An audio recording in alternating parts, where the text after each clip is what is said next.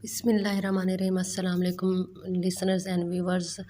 आप होप आप सब ठीक होंगे। आप हैं मेरे audio channel everyday novel with मन्नत पर। आज हम हुमा वकास का नावल बटर स्कॉच स्टार्ट करने जा रहे हैं। चले रीडिंग स्टार्ट करते हैं। उसने झंझला कर हाथ में पकड़ा सिल्क का कमीज़ एक तरफ फेंका। नुसरत जो पलंग की पायंती पर आड़ी तिरछी लेटी थी सीधी हुई और मोबाइल से नज़रें हटा उसकी तरफ मुतवज्जा आई। गहरे सुर्ख रंग के शोख जोड़े में उसकी रंगत भी सफ़ेद से सुर्ख हो गई थी। चेहरा फूल कर कुप्पा हो रहा था। पेशानी पर भी अनगिनत बल वाजे थे। जोहा, ये है जोहा आफ्ताब।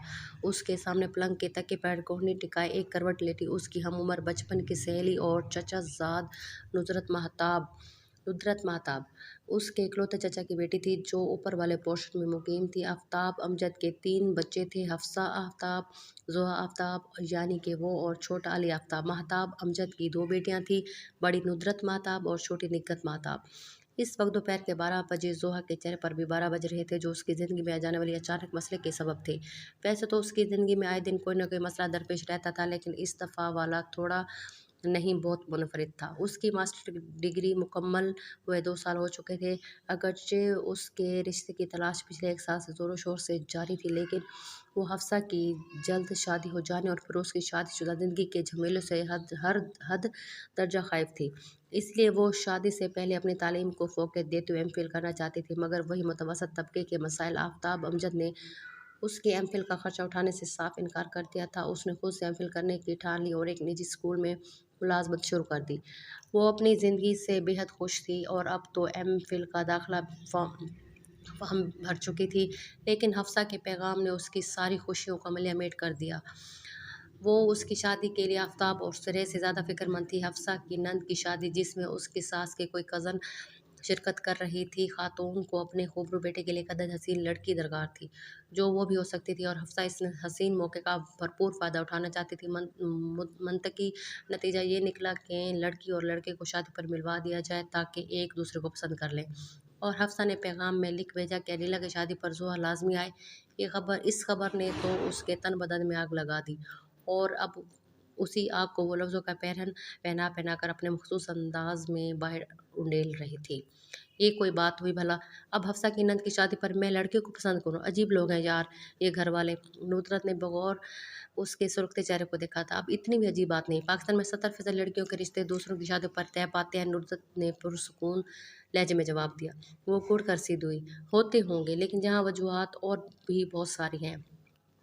उसने नाक भींची और एक झटके से पलंग पर से उतरी। मिसाल के तौर पर, नुसरत मुस्तफसराना हमें उचकाई। सबसे पहले वजह तो हफ्सा का ससुराल है। वो उस जैसे बड़ी खुश है ना जो मैं भी उसके ससुराली ख़ानदान में शादी कर लूँ। अरे शुभ शुभ बोलो लड़की, माशाल्लाह से हफ्सा आप भी खुश हैं। शोएब भाई इतने अच्छे शरीफ तो हैं। नुसरत ने खुशमगी निगाहों से घूरते हुए अपने मखसूस अंदाज में हिंदी अल्फाज की मदद लेते हुए तस्वीर की। रहने ही दो, ज़्यादा मुंह मत खुलवाओ मेरा। मजाल हो जो उस शरीफ ने अपनी माँ के सामने मेरी बहन की तरफदारी की हो कभी। और हफ्सा की सास, उसकी तो मत पूछो। हिटलर की कोई गुमशुदा बहन है जिसने गलती से जन्म इस सदी में ले लिया है। यहाँ आती है तो 1 सेकंड में अपनी सास के 10-10 बुराइयां करती है, और अब मोहतरमा मेरी शादी अपनी ही सास के कज़न के बेटे से करवा रही है। हद नहीं हो गई? उसने दोनों हाथ कमर पर रख कर जले कटे अंदाज में हमेशा की तरह बेवजह दी। तो ज़रूरी तो नहीं कि जैसी हफ्सा आपकी सास हो वैसी ही तुम्हारी भी हो। नुसरत ने कंधे उचकाए। कज़न है वो हफ्सा की सास की, लिखवा लो उनके जैसे ही होंगी, और क्या पता उनसे भी 4 हाथ आगे हों। अब ये कहाँ लिखा है कि उनकी कज़न है तो उन जैसी ही होंगी? तुम्हारी लॉजिक्स भी ना तुम्हारी तरह ऊट-पटांग होती हैं। नहीं जी, बिल्कुल ऊट-पटांग नहीं। अब हर बात लिखी थोड़ी होती है। देखो मैं तुम्हें समझाती हूँ, जैसे तुम हमारी कज़न हो, बिल्कुल हम जैसी हो। मिलनसार, खूबसूरत, खूबसीरत, सुघड़, सादतमंद। बस मेरी आड़ में खुद की छोटी तारीफ़ें करने की कोशिश मत करो। फॉर योर काइंड इन्फॉर्मेशन, वो नाइमा आंटी की दूर पार की कज़न है, मेरी तरह चचाज़ाद नहीं जो इतनी मिलती-जुलती खसूसियात वाली होंगी। नुसरत ने बाजू को लंबा तानते हुए दूर पार का इशारा किया। अच्छा चलो माना कि वो अच्छी होंगी, तो दूसरी वजह ले लो। उनका बेटा मोहतरम खुद जर्मनी में जॉब करता है, यकीनन मुझे यहाँ तक कि खाने और माँ की खिदमत करने छोड़ जाएगा। अंकल ताहिर की तरह कहीं 3 साल बाद एक दफ़ा आया करेगा और एक अदद बच्चा तोहफे में दे जाया करेगा। उसने एकदम से रुक कर झरझरी ली, जबकि उसकी ऐसी वजाहत पर नुदरत खिलखिला कर हंस दी। उफ, इमेजिन करो ज़रा, क्या मैं ऐसी लाइफ गुजारूंगी? हर 3 साल बाद एक अदद बच्चा, शौहर के बिना सारी जिम्मेदारियां अकेले उठाए हुए, दिन रात उसकी अम्मा की खिदमत है। उफ, उफ, मुझसे ना होगा ये सब। वो कानों को हाथ लगा रही थी। नुदरत ने बमुश्किल अपनी हंसी पर काबू पाया। पागल लड़की, अंकल ताहिर और आंटी साइमा का ज़माना और था। अब तो लड़कियां शादी से पहले ही कागजात तैयार करवा लेती हैं, और साथ ही साथ तुम भी साथ चली जाना। हफ्सा आप ही बता रही थी, बहुत बहुत हैंडसम है, पढ़ा लिखा है, तो यकीनन बच्चों के मामले में भी अक्ल व फहम तो रखता होगा। हाँ, मुझे भी बता रही थी कि साइड पोज बिल्कुल फवाद खान जैसे, और आवाज़ तो बहुत ही सुरीली है। पर मेरा तीसरा मसला यही खूबसूरती तो है। उसने मुंह बसरा, जबकि उसकी बात पर नुदरत ताज्जुब से सीधी हुई। क्या उसकी खूबसूरती तुम्हारा मसला कैसे हुई मैडम? बिल्कुल हुई। देखो ना, मैंने बचपन से लेकर अब तक अपने लिए बस तारीफ़ी कलमात ही सुने हैं। अब अगर वो खूबसूरत हुआ तो उसे इस बात का घमंड होगा, जहाँ भी हम साथ होंगे उसकी भी तारीफ़ होगी, और फिर वो मेरी तारीफ़ कम करेगा। मैंने सुना है जो मर्द खूबसूरत होते हैं बस खूब खुद की लशपश में लगे रहते हैं, और तो और उनकी बीवियों की ताहयात उन पर शक ही रहता है। अरे बस करो, तुम तो ऐसे खौफनाक खाके खींच रही हो, ऐसा भी कुछ नहीं होता। फवाद खां को ले लो, उसकी बीवी प्यारी नहीं लेकिन जान लुटाते उस पर। नुदरत ने उसके दलाल मुस्तरद करते हुए मिसाल दी। हाँ, तुम तो जैसे फवाद खां की फूफीज़ाद हो ना, जो सब पता है। हकीकत यही है जो मैंने कहा है। वो पार्लर वाली सकीना याद है उसे? शलजम जैसा गोरा चिट्टा मियाँ था उसका। 1 साल तो इतराती फिरती थी, और अब उसके रोने ख़त्म नहीं होते। मियाँ लड़कियों से बातें करते हैं छुप छुप कर। परसों अपने दुखड़े सुनाते सुनाते मेरी भवें ख़राब कर दी मनहूस मारी ने। वो बात करते हुए अपने शीशे के सामने जा खड़ी हुई थी, और चेहरे को शीशे के करीब की अपनी भवों को जांचने लगी। नुदरत, तुरंत ऊपर आओ फौरन! ये चीखती चिल्लाती पुकार रजिया की थी। नुदरत, जो बड़े मज़े से गाँव तकिए पर बाजू रख एक करवट लेटी थी, उछल कर सीधी हुई। ओह, अम्मी बुला रही है, मैं तो जाऊं, नहीं तो शामत आ जाएगी।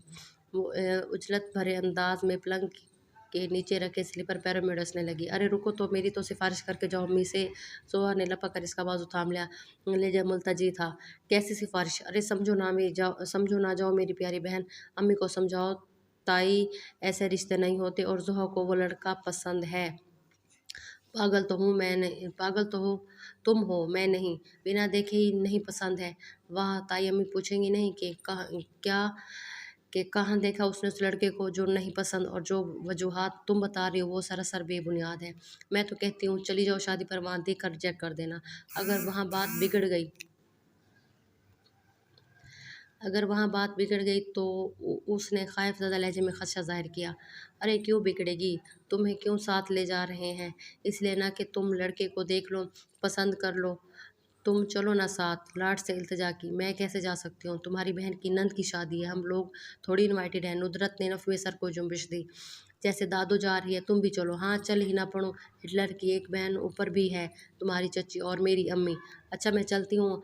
ऑल टाइम व्हाट्सअप पर मेरे साथ साथ रहना। पहले ही पता नहीं कैसे इतने दिन रहूँगी तुम्हारे बगैर। रह लोगी, ज़्यादा मस्के मत लगाओ, मुझे सब जानती हूँ। वह है ना तुम्हारे फैसल, तुम्हारा दिल लगाने को। जोहा ने नवठेपन से कहा। नुदरत उछली तो गई थी। शीश कमीनी, आज तो कोई सुन लेगा। उसके लंबे नाखून जोहा के बाजू में ऐसे गड़े के उसने झंझला कर बाजू छुड़ाया। फैसल नुदरत की उस खाला का बेटा था जिससे उसकी अम्मी जान यानी कि बुशरा साहिबा की बिल्कुल नहीं निपती थी। दोनों बहनों में बचपन से ही ऐसा बैर था, अब तक ख़त्म ना हुआ। कुदरत तो हमेशा मोहब्बत में कड़ा इम्तिहान लेती है। अपनी अपनी माओं की शदीद नफ़रत को जांचते हुए भी फैसल और नुदरत एक दूसरे से धुआंधार किस्म का इश्क था, जिसकी एक वाहिद राजदार वो थी, यानी कि मिस जोहा आफ्ताब। और इसलिए अब जोहा के यूं सरेआम फैसल का नाम लेने पर नुदरत उछल पड़ी थी। तौबा है तुम्हारी तो अभी। अरे भाई, इश्क क्या तो डरना क्या? वैसे तो उस इश्क और आशिकी का मुझसे कोई ख़ास ही बैर है, लेकिन अगर मैं तुम्हारी जगह में होती ना, तो वो अपनी जून में बोलना शुरू हो चुकी। नुदरत ने बेजार स्वर में नहीं, तुम्हारी पटर पटर बंद नहीं होगी, मुझे अम्मी की डांट सुननी पड़ जाएगी। जा रही हूँ मैं। नुदरत तेज़ी से दरवाजे की तरफ लपकी। अरे सुनो तो, नहीं, अब व्हाट्सएप पर। वो जोहा की पुकार का ऊंची आवाज़ में जवाब देती लाउंज से बाहर निकल गई। थप थप ऊपर जीना चढ़ गई। लो जी, लो चली गई। ये तो बता देती कौन सा ड्रेस कौन से फंक्शन पर पहनूं। जुहा ने लबों को गोलाई में सुकेड़ते हुए पलंग पर ढेर कपड़ों को देखा। ये गोटे के काम वाला है, ये मेहंदी पर नहीं, नहीं मेहंदी पर फ्रॉक अच्छी लगेगी। वो अब खड़ी कपड़ों से उलझ रही थी। اس نے اپنے سامنے کھڑے زین کی بلند و بانگ کہکے پر بیزار شکل بنا کر سگریٹ کو فرش پر پھینکا اور پاؤں سے مسل دیا۔ رات کی خاموشی اور چھت کی سناٹے میں زین کا پھٹے ڈھول جیسا کہکا عجیب وحشت طاری کر رہا تھا۔ وہ اب لب پیچے بزمدہ صورت بنائے اس کو دیکھ رہا تھا۔ کیف، یہ ہے کیف امان، دو بہنوں کا اکلوتا بھائی۔ پہلے امان احمد اکلوتے تھے، ان کے بعد وہ اب ان کا اکلوتا ثبوت تھا، ان کی امیدوں کا مرکز اور اکلوتا وارث، اور یہ اس کی پوری بتیسی نکالے کھڑا زین عابد، کیف کا دوست، مطلب وہ چڈی یار والا دوست۔ بہت منحوس لگ رہے ہو، ہنسنا بند کرو دو اب۔ کیف نے دانت پیستے ہوئے اس کے مسلسل ہنسنے پر اپنی رائے کا اظہار کیا، لیکن مجال ہے جو زین پر کوئی اثر ہوا۔ وہ اب غصے سے اسے گھور رہا تھا، جو اس کی پریشانی سن کر بس ہنسنے پر اکتفا کر رہا تھا۔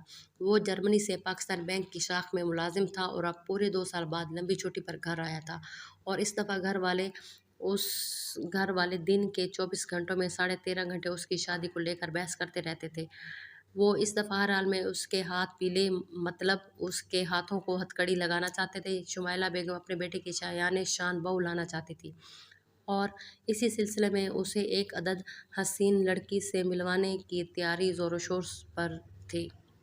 یہاں تک تو سب ٹھیک تھا، لڑکی دیکھنے میں کوئی مذاق نہیں تھا، لیکن یہ کیا، اس لڑکی کو دیکھنے کے لیے اسے ایک شادی میں پورے 5 دن کی شرکت کرنی تھی، اور سب سے تکلیف دہ بات یہ کہ وہ شادی فیصل آباد میں تھی۔ بات لاہور کی ہوتی تو بھی ٹھیک تھا، کم از کم وہاں اس کے یونیورسٹی فیلو تو تھے۔ اب فیصل آباد جیسے شہر میں فیملی کے ساتھ پورے 5 دن بندھے رہنے کی تک اسے ہضم نہیں ہو رہی تھی۔ اس نے زین کو اپنی پریشانی بتانے کے لیے گھر بلایا تھا، اور وہ بجائے کوئی حل نکالنے کے مزے سے 32 کے 32 دانت نکالے ہنس رہا تھا۔ ہنسنا بند کرو گے اب؟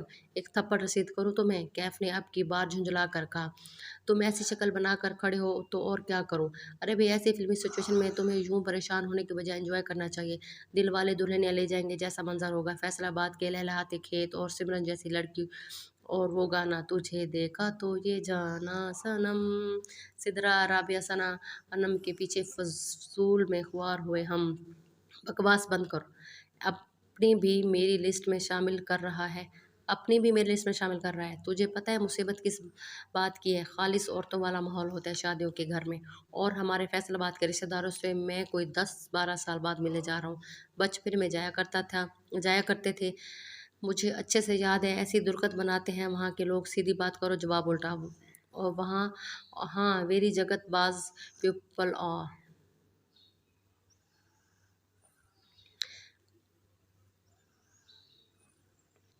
زین نے انگلی کو ہوا میں جھلاتے ہوئے تائید کی۔ ایسے ویسے اٹھتے بیٹھتے بس ایک ہی کام ہے سب کو۔ میری پریشانی کی بڑی وجہ اس شہر میں 5 دن رہنا ہے۔ یہ شادی اور فیملی صاف نہ ہوتی تو وہ لڑکی کا چکا نمٹا کر آرام سے لاہور نکل جاتا۔ اس نے تعصب سے سر جھکایا۔ تو اب بھی کیا مشکل ہے؟ لڑکی دیکھنا اور آنکھ بچا کر نکل جانا لاہور۔ زین نے چٹکی بجا کر حل پیش کیا۔ نہیں یار، تو نہیں سمجھے گا، وہاں کوئی شادی ختم ہونے سے پہلے جانے نہیں دے گا۔